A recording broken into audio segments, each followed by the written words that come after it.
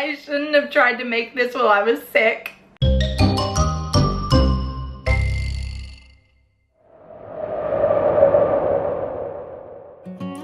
Hey guys, welcome back to my channel. When I say I'm gonna do something, I'm gonna do something. And I'm not giving up on Vlogtober for day 3, but I'm gonna tell you right now, I am so sick. Like, I am sick that I didn't even go to work today, but we are forging through. Got a video for you coming right up. If you're new to my channel, my name is Megan and I'm your body piercer on the journey to losing 100 pounds, and I've committed to uploading a video every single day this month. I cannot breathe, slow it down. Also, make sure you're following me on Instagram. I've got all the behind scenes stuff of everything that we're doing this month. All right, so today is something that I always try to tell people, is that even though apple crisp is obviously not healthy, I did the full-on old-fashioned recipe. I want you guys to think, if you're trying to live a healthier lifestyle, that you can have the apple crisp. You can have it as long as you're just having a little tiny portion of it. I'm not telling you to go ahead and make this and then eat half the tray. I am a big believer, especially around the holiday time, in not depriving yourself. If you want something, go ahead and have it. All right, let's get started. For this recipe, you're going to need butter, rolled oats, orange juice, white sugar and brown sugar, flour, nutmeg, cinnamon, and then roughly about 2 pounds of apples.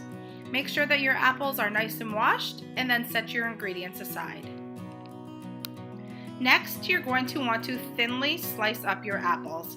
If you have an apple corer, you can go ahead and use it to get more out of the apple, but I didn't have one, so just make sure that you're not getting any of that middle part mixed in with your apples.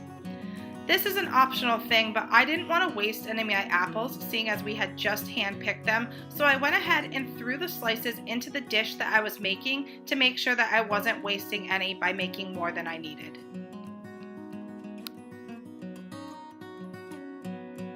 To your apples, you're going to want to add your orange juice, 1/4 cup of your sugar, and 1/4 cup of your brown sugar. I was not paying attention, and I ended up putting all the sugar in when you weren't supposed to. Also, your nutmeg and your cinnamon. Give it all a really good stir, making sure that you're coating the majority of the apples, especially with the cinnamon. There is a lot of cinnamon in this recipe.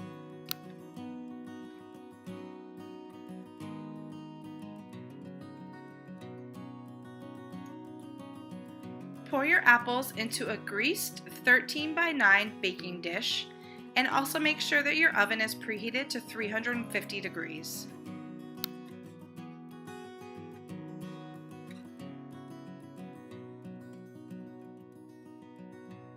Unfortunately, my camera cut out when I was combining the ingredients to make the crisp. Basically, you're going to take the rest of your sugar, brown sugar, rolled oats, butter, and a little bit of your flour, combine it together, and then put it on top. Make sure that you're looking in the description. I have all the recipe linked for you.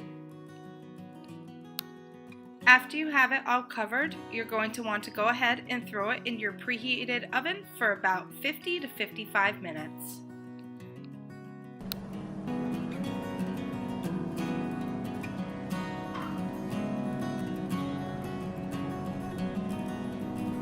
Alright guys, so here's the real deal. I was not following, I swear. I thought I followed the directions perfectly. I got this recipe off of Pinterest, and I was like, oh, this topping doesn't look right. And I tasted it and I was like, oh, something is wrong.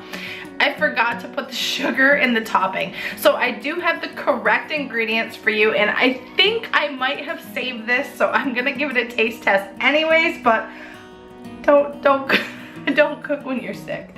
All right. So let's go ahead and let's give it a try here. Oh, it's really, really hot. That tastes really good. Maybe that little mishap wasn't as bad as I thought it was, but I called my friend crying. I was like, I just messed it up, but it's really good. Go ahead and give this recipe a try. All right, guys, I'll be back tomorrow with another episode of Megan's Life.